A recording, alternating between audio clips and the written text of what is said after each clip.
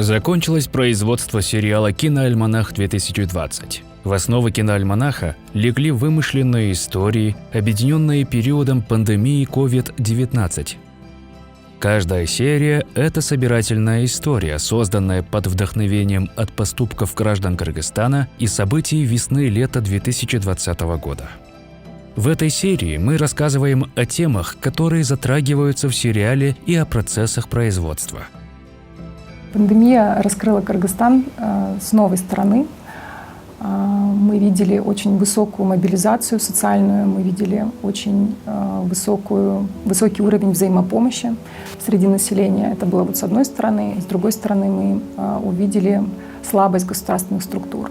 Ну и, собственно, сериал — это такая попытка создать летопись 2020 года, когда мы переживали все вместе эту большую, очень сложную пандемию. Мы выбрали формат вертикального сериала, потому что была задача поместить разное количество историй человеческих, с одной стороны, и с другой стороны, мы были ограничены по времени. В подготовке к сериалу работало свыше 300 человек, и все это за 6 месяцев. Естественно, для Кыргызстана это очень такие жесткие сроки. Я думаю, что даже рекордные сроки, можно сказать. Весна и лето 2020 года стали сложным испытанием для всех нас. Люди по всему миру, в частности в Кыргызстане, переживали локдаун, теряли близких, теряли работу, семьи распадались. Мы хотели как-то осмыслить этот страшный опыт и отрефлексировать. Мы все время следили за происходящим в соцсетях в течение года и выбрали темы, которые были у всех на слуху. Нас вдохновляли люди, которые сталкивались и справлялись с новыми челленджами. Их истории в совокупности легли в основу альманаха. Мы решили, что одна история и ее герои не смогут обхватить все темы, которые мы хотели выразить через этот проект. Поэтому был выбран формат альманаха, в котором разные истории рассказываются разными сценаристами, разными режиссерами и в разных жанрах. И поэтому каждый фильм — это самостоятельное художественное произведение, наша рефлексия на тему пандемии. Карантинные меры, предпринятые правительством Кыргызстана, нацеленные на сдержание роста эпидемии, полностью остановили жизнь в республике. Первыми пострадали предприниматели малого и среднего бизнеса. Тем не менее, среди них было много таких, кто находил силы помогать малоимущим, кто лишился ежедневных доходов. Внимание! Поехали! Фильм «Просто бизнес» — это о том, как люди ведут себя, могут себя вести и, в принципе, ведут в критической ситуации. Но в первую очередь это тема человеческих взаимоотношений на фоне пандемии. Естественно, что пандемия является неким таким катализирующим, осложняющим фактором, который очень сильно повлиял, естественно, на общий ход событий и очень сильно отстроил новые форматы взаимоотношений людей. Со стороны государства нам, предпринимателям, никакой помощи не было, никакой скидки не было. Даже, например, люди же знали, что какие-то кафе помогают, там, они могли бы какую-то скидку, например, на свет, на газ. Я убедилась, что в Кыргызстане мы в такой тяжелый момент мы очень дружны. Даже обычные люди приносили там килограмм макаронов, масло, там еще что-то, да. Вот они хотели чем-то помочь, хоть чуть-чуть что-то. Кто-то привозил яблоки, ребята с пекарни нам хлеб привозил. все помогали люди, не только мы одни, да. Мы приезжали в такие места, где вот дворы, там живут 20 квартирантов, 30 квартирантов. Мы привозим продукты, но мы же не можем там одну машину там загрузить так много. И мы привозим, у нас иногда не хватает. Подбегает какой-то сосед и говорит: дайте мне поменьше, а им побольше, там у них больше детей, там по 100 пакетов, и нам не успевали мы там раздавать. Мы приезжали туда, люди живут в маленькой комнате. Маленькую. Прям дверь открываете, сразу комната. 5-6 детей. И вот настолько они живут тяжело, вот настолько больно на них смотреть. И я прям рыдала, оттуда уезжала.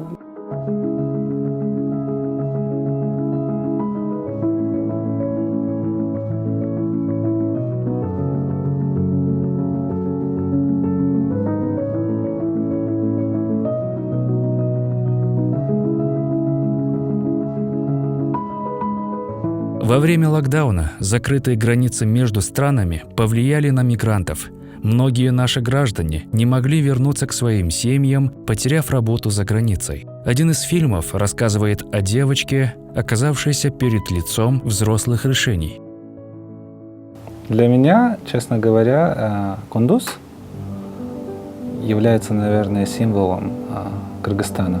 Очень молодая страна, которая столкнулась с невероятными сложностями, трудностями, и люди, ответственные за ее благополучие, в какой-то момент, так получилось, после же этой истории, исчезли, испарились или оказались где-то далеко.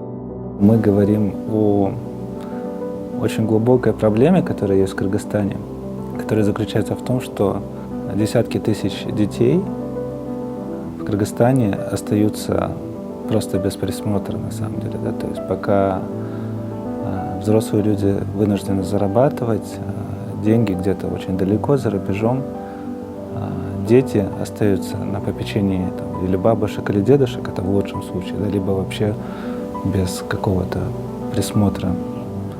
И на самом деле это очень серьезная, мне кажется, проблема для Кыргызстана, потому что, такова грустная реальность, да, что дети остаются без права на какое-то спокойное, счастливое, беззаботное детство. Кундуз ал аргимге жардам берет, сабактарын 5 окуйт экен, сабактарын баарын аткартып жиберет экен. Анан ал коркок экен, баарынан уялат экен. Анан жашынып барат экен мектепке. В трудовую миграцию уезжают люди же из-за тяжелой экономической, жизненной ситуации. На сегодняшний день государство старается, по крайней мере, прилагать усилия, чтобы трудовые мигранты, когда уезжали, чтобы они юридически оформляли опекунство. То есть, если вы оставляете, даже бабушке, если вы оставляете сестре, чтобы он стал юридически опекуном, для того, чтобы он нес ответственность за действия, чтобы плюс еще органы опеки или местные социальные службы они знали о том, что есть ребенок, родители у него в трудовой миграции. К сожалению, не всегда граждане вообще, которые уезжают, они знают об этом. Они просто полагаются на авось. Это же мой родственник, как он может обидеть моего ребенка? А фактически 96%, по статистике 96% насильников, я имею в виду, это чаще всего близкородственные, либо ближайшее окружение ребенка. Когда большое количество трудовых мигрантов вернулось в Кыргызстан, государство было вынуждено отдать детей, которые находятся в детских домах и в интернатах, они отдали родителям. И они годами там жили. Они не знают вообще, как взаимодействовать со своими родителями. И родители не знают. У родителей нет практически позитивных навыков воспитания. Они думают, что нужно только методом кнута воспитывать. И из-за этого было очень большое количество суицидов во время, среди детей, среди подростков было очень большое количество суицидов в период именно карантина. Потому что у детей была эмоциональная депривация. Весь карантин, он дал знать, насколько у нас очень глубокие проблемы и в экономике, и в в обществе, во взаимодействиях людей, вообще с людьми. Да? Вот уровень агрессии очень сильно повысился во время карантина. В период пандемии возросли случаи домашнего насилия. Люди, лишившиеся работы и заработка, оставались в 4 стенах. Многие конфликты в условиях изоляции обострились. Фильм «Хозяин» рассказывает историю Мурата, домашнего агрессора. Тема домашнего насилия у нас в обществе с каждым годом, к сожалению, все растет.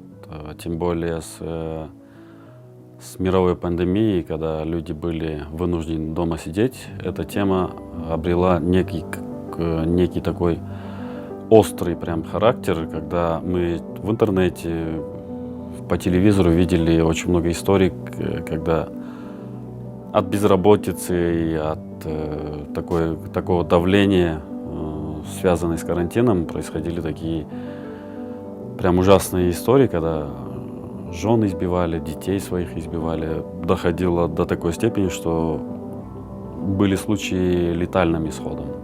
Я старался максимально документально писать о Мурате, чтобы он был знаком всем, зрителю, читателю. И мне кажется, нам удалось это передать нерв, передать вот это вот соучастие зрителей с этой историей. И немаловажно, у нас в этом эпизоде есть персонажи, следящие соседи, которые безмолвно следят за этой историей. Потому что у нас общество до такой степени стало, скажем, больным, что ли. Нет бы помочь соседу, своему другу, брату, начинают это все просто молча наблюдать и обсуждать об этом. Когда карантин начался, у нас был безопасный дом, шелтер, да, предоставленный муниципалитетом, мэрией. И как раз мы находились на территории больницы, и когда ковид начался, у нас сказали, временно мы забираем, чтобы там врачи проживали. И нам пришлось это закрыть. У нас тогда вообще по городу единственный наш шелтер работал. Да. Мы не могли это перечь, потому что, говорят, люди умирают. Это приоритет или семейное насилие, или вот сейчас нам это ваше помещение нужно. Мы согласились. Конечно, это повлияло. Непосредственная вот эта помощь, когда они могли укрыться, прийти. Нашей организации тяжело было, конечно. Онлайн консультировали, перенаправление делали, с родственником разговаривали.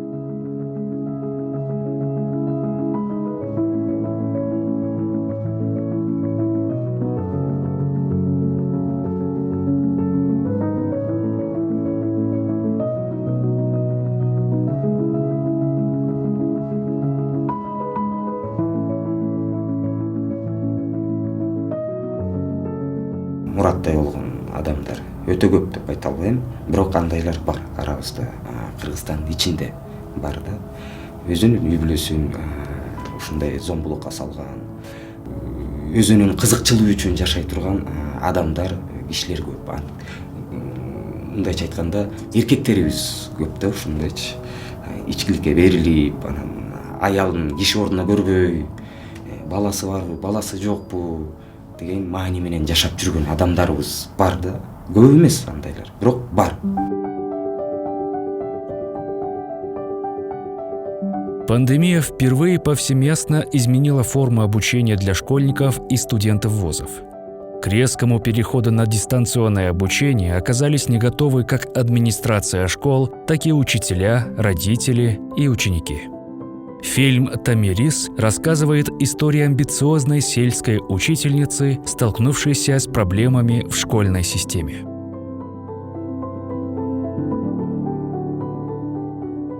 Любовь к родине, она начинается с малого, то есть со школы, со двора, можно сказать. То, что так человек адаптируется, потом уже готовится к этому и уже идет на большой мир. Вот. И Томирис здесь играет очень важную роль.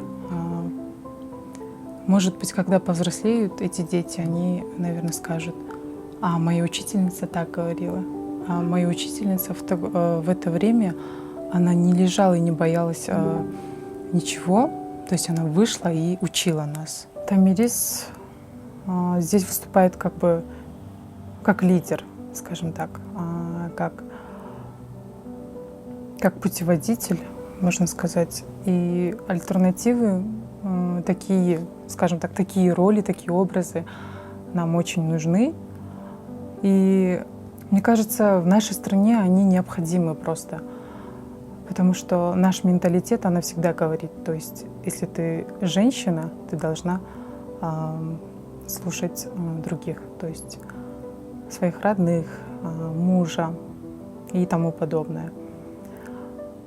Не знаю, я бы с этим не так уж согласилась бы, потому что время меняется, и со времен, скажем так, независимости очень многое чего изменилось, не только по всей стране, но и у нас.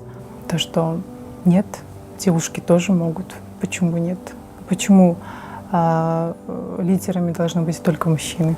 Герой нашего фильма — Томирис, который, вопреки вот таким устоявшимся стереотипам, что нужно из деревень уезжать куда-то там, в город, что там в деревне нет никакой возможности для развития, она, наоборот, показывает, что есть возможность, что можно своим примером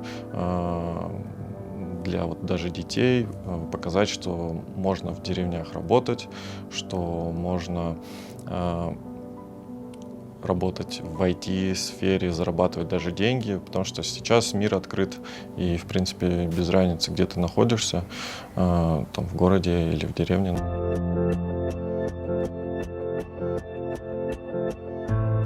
«Черный июль» называли люди период, когда в больницах не хватало мест, врачей и лекарств. Пандемия выявляла в людях стремление бескорыстно помогать, жертвовать собой, но также будила и худшие стороны в других. Фильм «Тарас» – криминальная драма о человеческих страстях и отчаянном желании спасти дорогого человека. Камера есть. Сцена 36, дубль 2.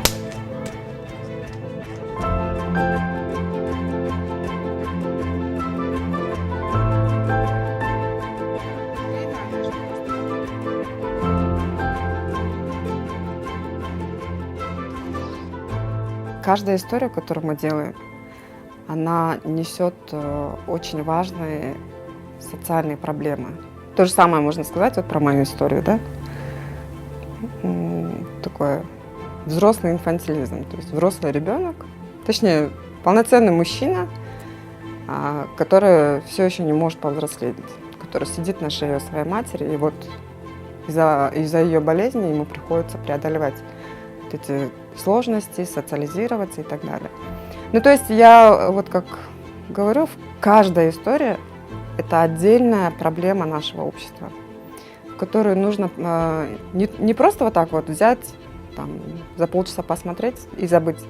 Нет, мне кажется, это те истории, в которые нужно погрузиться и сделать опять-таки переоценку, да? То есть себя поменять, в себе поменять что-то для такого всеобщего блага.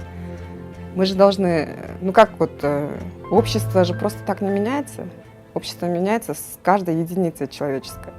Тарас сталкивается с проблемой.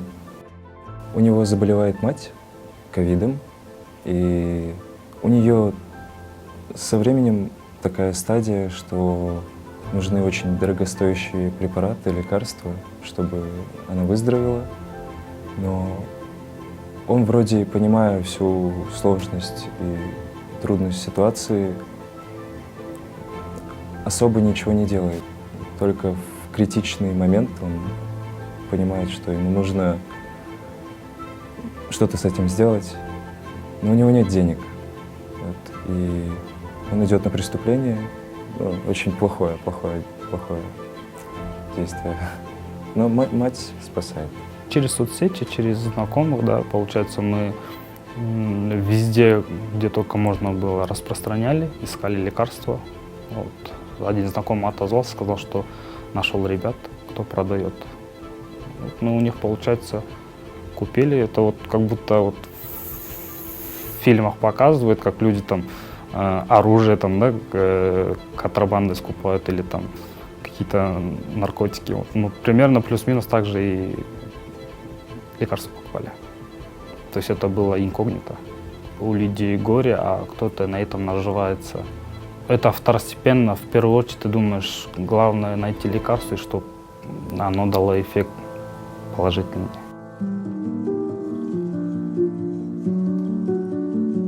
Люди, без которых мы не смогли бы пережить этот период. Кто был на передовой. И в молитвах, и мыслях у каждого – врачи и волонтеры Красной зоны. Герои серий «Смена» и «Айгуль» вели свою личную битву в Красной зоне.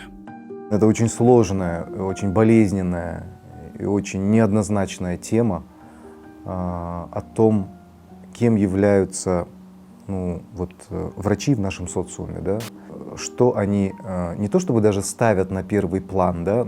Там очень остро был поставлен этот вопрос, потому что это стоял вопрос о жизни, о выборе между жизнью собственного ребенка и жизнями других людей. То есть, чтобы представляли, это вот корпус по 30 палат на каждом этаже и по 2 кровати в каждой палате. По 3-4 машины скорой помощи стояли внизу. Больные были разные, кто мог подниматься, кто поднимался, кто не мог, его на 2-й этаж на носилках заносили. И самое удивительное было то, что у нас было всего 5 концентраторов. Мы к одному концентратору подключали 2 канюли, вот эти, которые на нос вешают, мы 2 больных подключали. У нас был такой: ты подышал? Молодец. Подожди, теперь должен подышать вот этот. И утащили туда, к нему, а этот бедный в панике, что делать с ним, не знаю, потому что ему не хватает воздуха, кислорода не хватает. Оказалось, самое ужасное, что 2-й протокол был не совсем верный. А 3-й протокол задержали в Минздраве.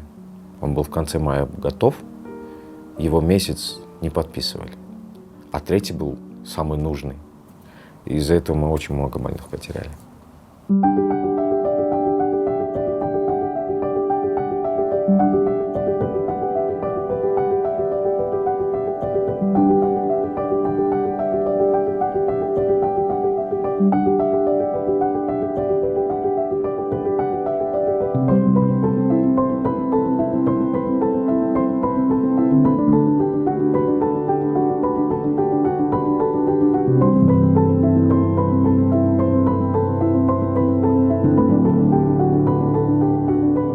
Любой стресс, он бьет в то место, где тонко, да, где есть возможность для какого-то разрыва, нарушения. То есть если мы говорим о каком-то глобальном стрессовом событии, которое мы все пережили, то любое стрессовое событие, особенно глобальное, безусловно, имеет свои эффекты, которые отложены во времени.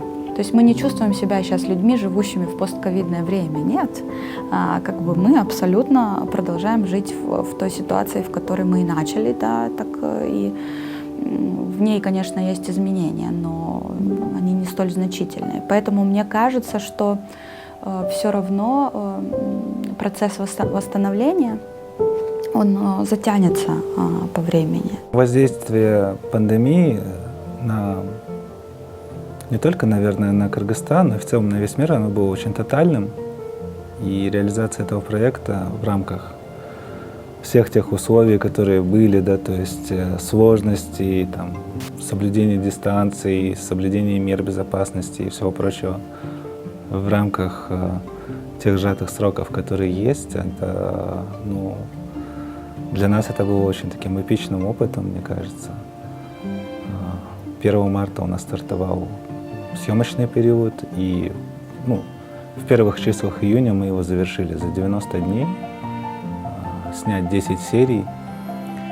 и постараться их еще и смонтировать, да, то есть это такой супер челлендж, мне кажется. И я просто хотел бы от чистого сердца поблагодарить всех ребят, людей, которые не спали ночами, да, преодолевали все, как бы, и постарались сделать сериал к сроку. Я думаю, что это очень крутое достижение, ну, не только нашей студии, но в первую очередь именно каждого профессионала, который у нас работает.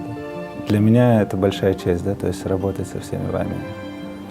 Это особенно хорошо чувствуется на съемочной площадке, да, когда вот царит вот эта энергия, не знаю, как это, не энергия даже, а синергия, наверное, да, то есть когда все на одной волне, на драйве, все понимают друг друга с полуслова, это что-то потрясающее. Так что я хочу сказать, что я, честно говоря, очень горд нашей командой, и хочется сказать спасибо всем, да, то есть от препродакшена до постпродакшена каждый вложил максимум как бы своих умений, усилий, каждый вложил свою душу, ну и надеюсь, результат будет стоить того. Киноальманах-2020 был призван переосмыслить период весны и лета 2020 года и еще раз взглянуть на пережитое время пандемии. Мы надеемся, что, несмотря на то, что пандемия остается с нами надолго, мы научились справляться с сопутствующими трудностями и поддерживать друг друга в сложные периоды.